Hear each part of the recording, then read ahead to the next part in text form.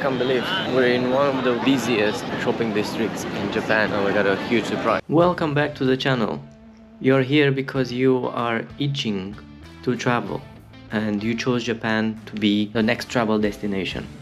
This video is very suitable for first-time travelers to Japan, as well as people who miss Japan and those who want to return. We will cover the classic destinations for first-time travelers to Japan, to include Tokyo, Kyoto, Osaka, and a few day trips in between, such as Hakone, Mount Fuji, 5th Station, Amanohashidate Ine Funaya, and Nara, as well as Universal Studios in Osaka.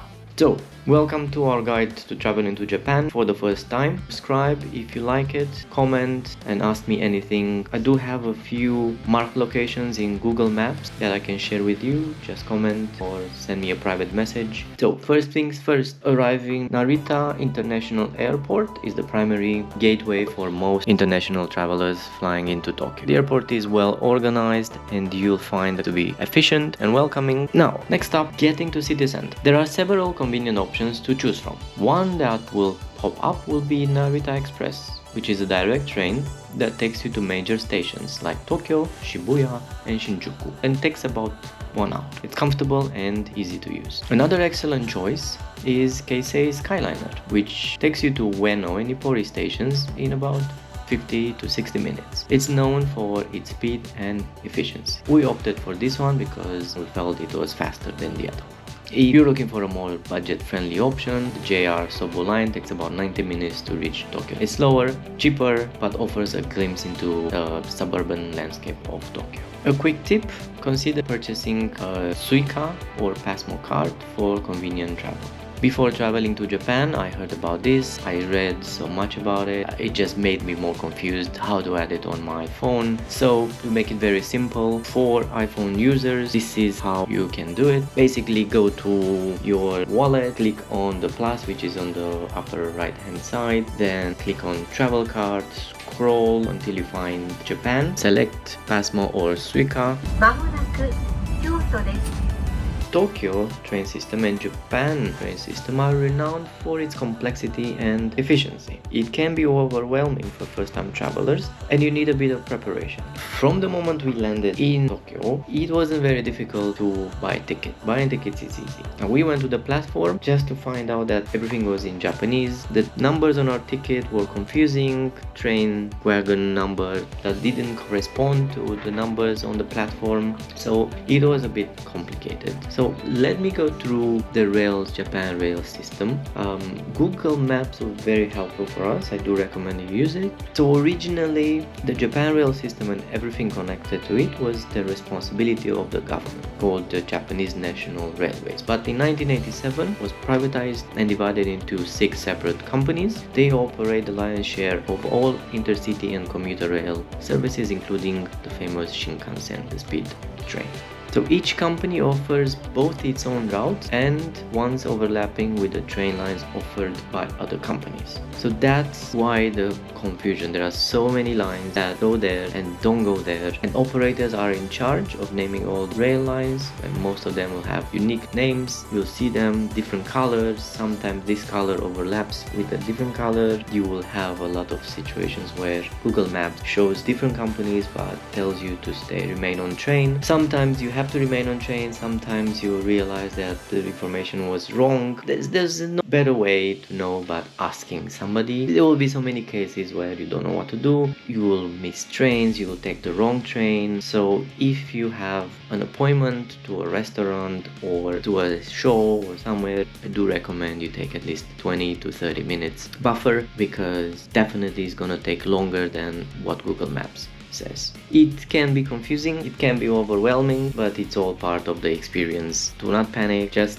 take it easy. It's vacation. Take 20-minute buffer, as I mentioned. After a few days in Japan, you'll get the hang of it. Exploring Shinjuku. So let's dive into one of Tokyo's most vibrant districts, Shinjuku. It's a bustling hub of activity offering a mix of shopping, dining and entertainment. You can find here a lot of nightlife, bars, restaurants, clubs, etc. find a lively atmosphere. It's a great place to experience the energetic vibe of the city. Even if you are not a club goer, it's a very nice part of the city. Another unique area in Shinjuku is Golden Gai, a small district known for its narrow alleys, packed with tiny bars and eateries. Each bar has its own character and charm, which makes it a fascinating place to explore. It offers a retro charm and is popular with both locals and tourists, although of course you will see a lot more tourists. If you are a fan of the TV series Midnight Diner, Tokyo Stories is available on Netflix. You will definitely like this area because the izakaya bar that features in the episode is located in Golden Gai. Now do take note that these are very small places, 5 to 10 seats, so if you're a large group probably it's going to be difficult to find a seat. Another area that you'll definitely not miss is Godzilla area. Iconic Godzilla head statue sits atop the Toho building, added a fun and quirky element to this district. Of course, in the evening there are a lot of lights on the Godzilla, which makes it a great place to take photos. You can even stay in the Godzilla themed hotel rooms or visit the dedicated Godzilla store. Fun fact, Godzilla is the official tourism ambassador of Shinjuku. Next we headed to Ginza. This is a district known for its luxury shopping and high-end stores. There are a lot of international brands, shopping malls, department stores, exclusive boutiques, as well as the headquarters for Uniqlo. I think there are 9 or 11 levels and the prices are absolutely amazing. We ended up buying more from their sister brand GU, cheaper than Uniqlo. In addition to shopping and dining, one thing we really loved, we were there on a weekend, so it happened to get there on a Sunday. Oh, I can't believe we're in one of the busiest shopping districts in Japan, Ginza district, after we went out from our shopping spree. The main boulevard is closed. Wow, it's really amazing. One of the unique features of Ginza is the pedestrian paradise happening every Sunday. From noon to evening, the main boulevards are closed off to vehicles, transforming the area into a car-free zone, fully pedestrian. Might even catch some street performances, pop-up shop, and this will add to a lively ambience. Now let's talk about a fantastic day trip you can take from Tokyo. You can visit the Mount Fuji area and Hakone. You can do this by yourself by train, or you can join an organized tour. It was a very long day just because you have to drive quite a lot. We visited Mount Fuji's 5th station, which was very nice. You can see the top of Mount Fuji from there, unless you are unlucky and it's all covered by clouds, which most of the time is. However, during half an hour we spent there, I think 4 or 5 minutes, we had a chance to see the top of Mount Fuji, and this is exactly how it looks like. After experiencing Mount Fuji, we continued our journey to Hakone. We took the scenic cable car, we did a cruise on Lake Ashi, and we also had a quick stop to see the black eggs. Initially on our trip, we wanted to book accommodation in Hakone, but we changed our mind last minute just because we wanted to spend more time in Tokyo. Do know that accommodation in Hakone is limited and it's quite expensive. It can be around minimum $300 a night. One of the highlights of traveling in Japan is experiencing the Shinkansen or bullet train or the speed train. まもなく京都です。東海道線、山陰線、補正線。 I'm gonna give you a bit of information here about how to buy the ticket, about the oversized luggage and where to put it, so continue watching. I tried to Google to buy the Shinkansen. It was a bit confusing. So the two options for buying Shinkansen tickets, after you Google it, you're probably not gonna find. So Klook is a travel app or travel website. Go on Klook, you can find there. Easy, slightly more expensive than the next option. The option that I used is called SmartX app. SmartX or SmartX app, so SMARTEX, SmartX. You can buy from there, very easy, in English, etc. So do take note, Shinkansen tickets are not cheap, they're quite pricey, but it is an amazing way to experience Japan. Baggage and oversized baggage. watched a lot of videos, I read a lot on some Facebook groups about Japan. Everybody's asking about oversized luggage. You need to book a ticket with oversized luggage place, and it was all very confusing. It's not confusing. If you go on the app, you can book a seat, and basically it's the last seat on the wagon, and behind you there is a space and you can put your luggage there.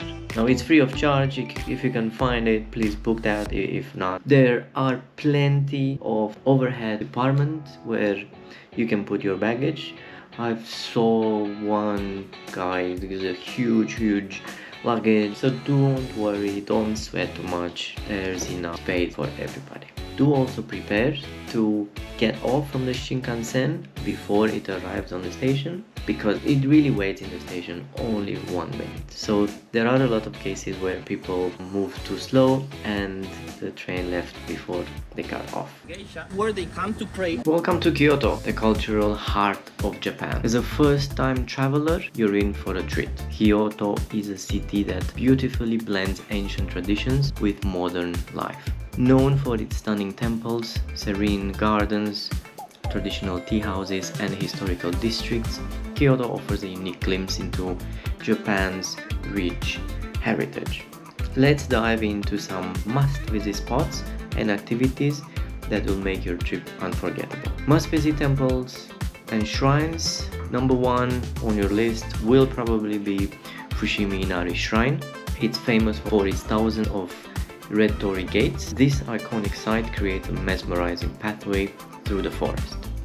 The hike up the mountain is rewarding, offering beautiful views and peaceful atmosphere. Now, this is the official description of Fushimi Inari Shrine. In reality, it's packed with tourists, very packed with tourists. Doesn't offer a very peaceful atmosphere. Everybody wants to take photos there, so at the beginning it's gonna be full of people. If you are patient and you really want that serenity, you can hike up a bit more and it's probably not going to be full of tourists, but it is a very touristy destination. Me, if I would go back to Kyoto, I will certainly not visit Fushimi Inari Shrine again.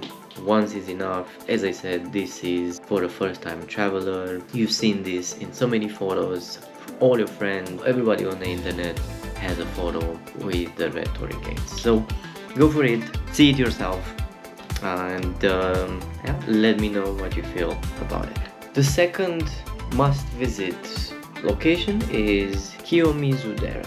This is a historic temple with a large wooden stage that offers breathtaking views of the city, especially during cherry blossom if you're lucky to be there, or during autumn. If you are around, don't forget to drink from the Ottawa waterfall, which is said to grant wishes. Now, going there is gonna take you through some very narrow, small streets full of small shops. It's like a slope.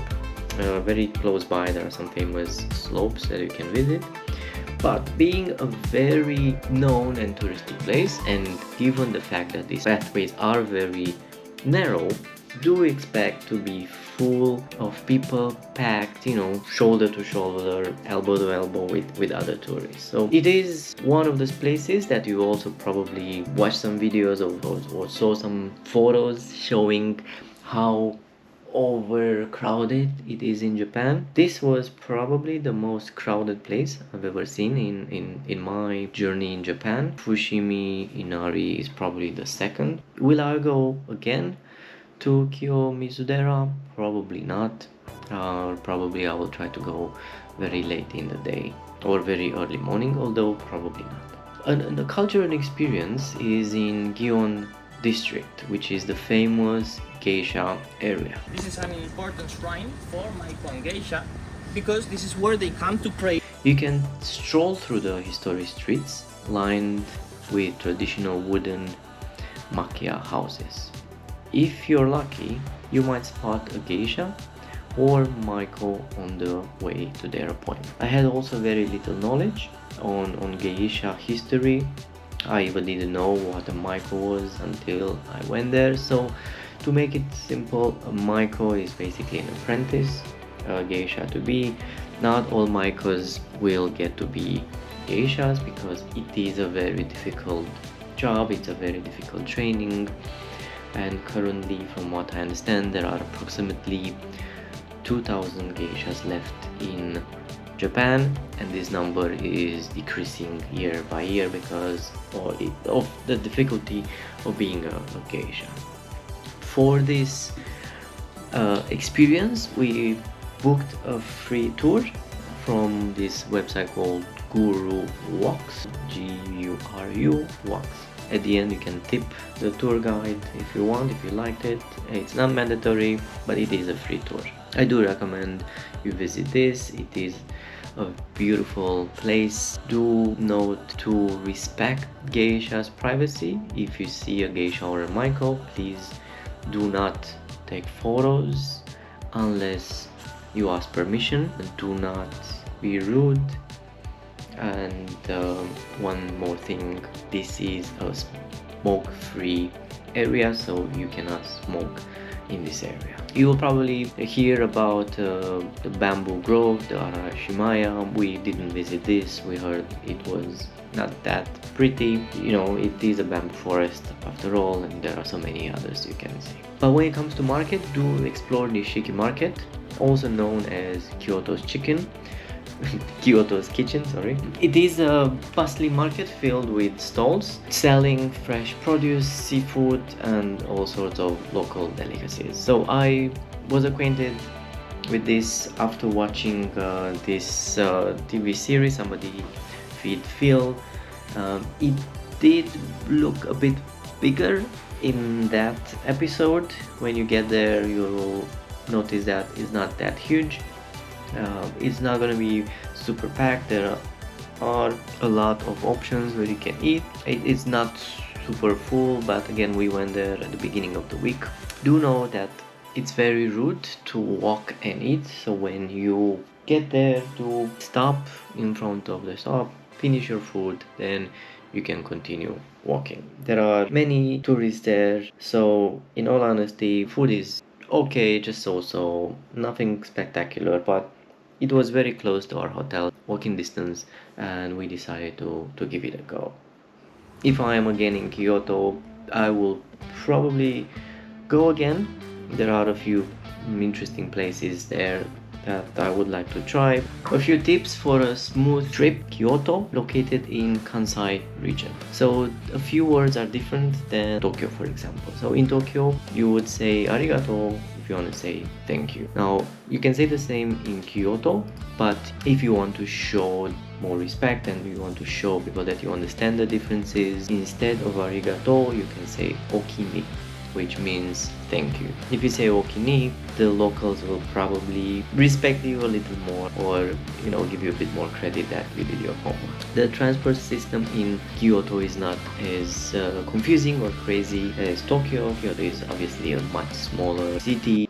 From Kyoto, it's very common for first-time travelers to go to Nara. So Nara is a city steeped in history and natural beauty. It's a very small one. It's located a short train ride from Kyoto or even Osaka. It used to be Japan's first permanent capital, established in the year 710. Nara is a treasure trove of cultural heritage, ancient temples and scenic parks. Now, when you go to Nara, the most common or most well-known is the Nara Park. It's a 600 hectares of land. It's a huge park, and in this park there are more than 1,000 friendly, considered sacred messengers of the gods in Shinto belief. Now, when you travel to Japan, you will realize that there are so many things you don't know about their history, about their culture. So if you have time, it is very good to inform yourself about the Shinto belief, understand a bit about the gods, because a lot of the things that you'll see or hear are related to their thousands of years of cultural heritage. In Nara Park, you will be greeted by the bowing deer. You can buy special deer crackers or Shinkansen to feed these gentle creatures. You will also notice that some part of this money that you paid on the crackers go for a conservation fund for the park and for the deer. The deer are very accustomed to humans that they will bow to you in exchange for a treat.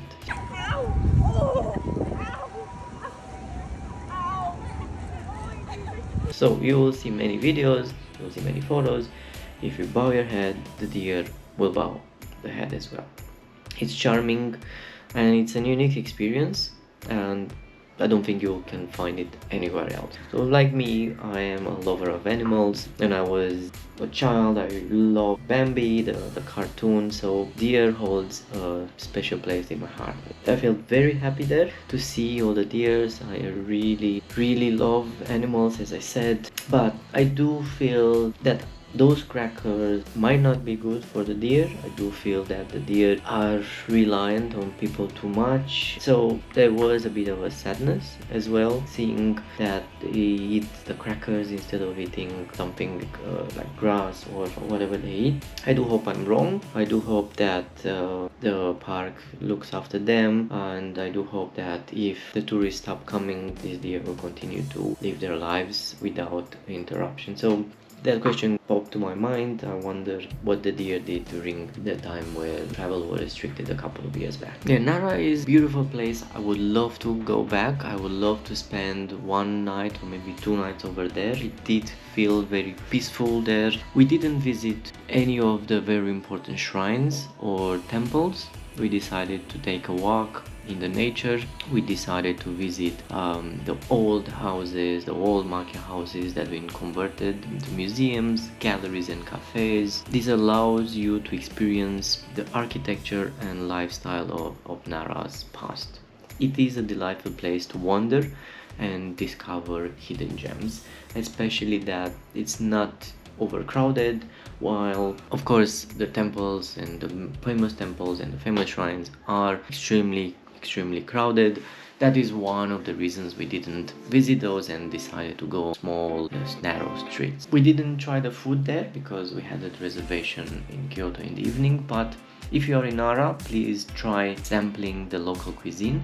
Nara is known for unique dishes that reflect the region's heritage. You can try the kakinoha sushi. Basically, it's a sushi wrapped in persimmon leaves, or narazuke, vegetable pickled in sake leaves. For a sweet treat, indulge in mochi. You will find it everywhere. Of course, there are very famous videos about it.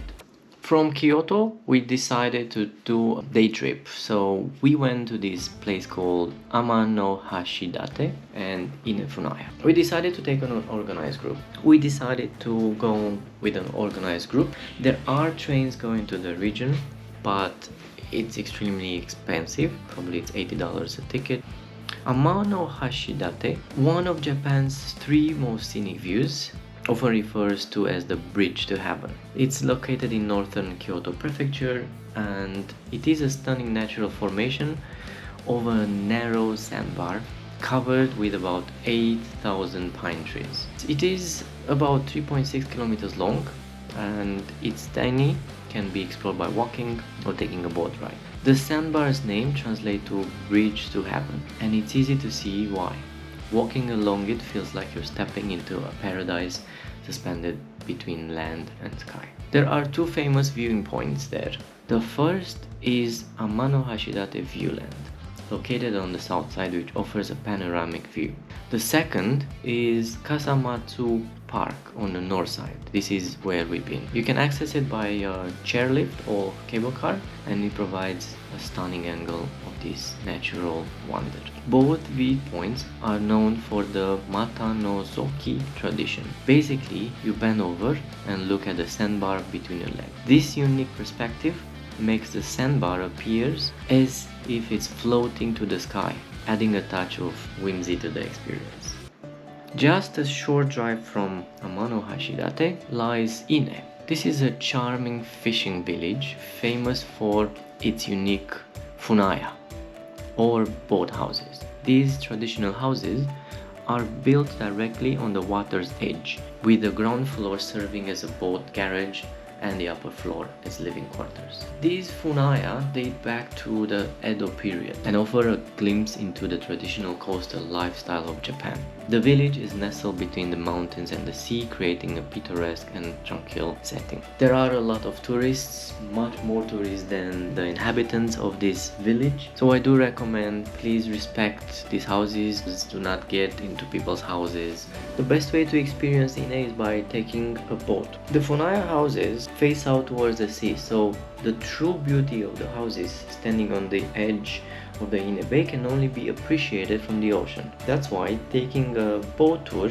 will show these houses from a different angle, and also you can see the beautiful scenery of the bay in about 30 minutes. That's how long the sightseeing boat tour takes. Now, one of the fun parts of the tour is seagull feeding.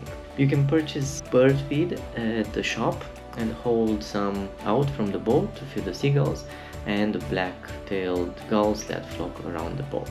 Now, you will see many of them. They sit on the boat, wait for the boats. Once the boats start, all the birds will just fly around the boat and wait for people to feed them. You can hold a prawn cracker in your hand and these birds will come and eat them. Many of them will eat these crackers, just like the deer park in Nara. I do feel a bit of sadness when I see this. I'm not really sure if these prawn crackers are good for the birds. They might contain a bit too much sodium, but okay, I don't want to be a joy killer, so it is pretty fun. Do be careful with the hawks because they're big and they can hurt you. It is an experience. You will see many birds, but the whole purpose of the boat tour is to see the houses, see the scenery, and the birds are just an extra because with the time probably they got used to being around tourists and being fed by them. I do recommend this day trip. You're gonna be back in Kyoto around 5 to 6 p.m. I do recommend to do it from Kyoto because it is closer. If you are doing from Osaka, then passengers will be dropped off in Kyoto first, and then there will be another probably 45 minutes to 1 hour drive, so do it from Kyoto if you have the opportunity. Welcome to Osaka. This is Japan's third largest city and it is a vibrant metropolis known for its modern architecture, bustling nightlife, delicious street food and rich history. It is sometimes referred as the kitchen of Japan because it offers a unique blend of traditional culture and contemporary charm. There are a few must-see attractions and experiences for first-time traveler to Osaka, and I've been to a couple of them. Of course, there are so many others that I haven't been this time. One thing to note is there are many differences between Osaka and Tokyo. While in Tokyo people are very polite and hospitality is through the roof, Osaka is not really like that. People are, I would say, normal, less polite probably, or they couldn't care less, so do not expect that level of politeness. Although we didn't have any issues. There are many bicycles on the street and sometimes they won't get out of the way, so you should get out of the way. In Osaka, of course, you can head to the vibrant streets of Dotonbori at night, famous for its bright neon signs and a plethora of restaurants and bars. Of course, one of the most iconic sites is the Glikorani Man sign. We didn't go there this time, but it's a popular photo spot for tourists. It is busy with tourists, so honestly we didn't spend too much time there. Now, Osaka is a food lover's paradise. You can go in many famous markets and you can try a lot of specialties like takoyaki, which is octopus balls, or okonomiyaki, which is like a savory pancake, or kushikatsu, deep fried skewers. There are many markets that operate mostly during the day. They close in the evening. Many premier shopping districts featuring a mix of high-end brands, trendy boutiques, department stores, shopping streets with covered arcade that stretches over 600 meters, offering a variety of shops and dining options. The American Village is a trendy area known for its vibe, vintage stores, quirky cafes, a great place to find unique fashion. If you are in Osaka and you love this kind of activities, or if you have children, Universal Studios is a great place to spend a full day. Do note, it is a full day, it's tiring, but the thrill seekers and movie lovers will love the Universal Studios Japan. It is one of the country's most popular theme parks. It's located in Osaka Bay and offers a wide range of attractions and shows based on popular movies and franchises. These highlights include a world of Harry Potter, where you can explore Hogwarts Castle and enjoy magical rides, and Super Nintendo World, a must visit for fans of Mario and other Nintendo characters. Now I will put a couple of footage from this park. I will most likely create a separate video where I will share my opinion and I will let you know if it's worth spending the money and spending the time. So do keep an eye out for the video, please subscribe to the channel and you will get a notification when I will upload the video. Thank you for watching. I hope this video is useful for the first time travelers to Japan or for those who seek to return. I do hope that now you miss Japan a little more and you have a reason to dream about going back or go on the website and book a trip. Until next time, thank you. ありがとうございました。まもなく京都です。東海道線、山陰線、湖西線、奈良線と近鉄線、地下鉄線はお乗り換えです。今日も新幹線をご利用くださいまして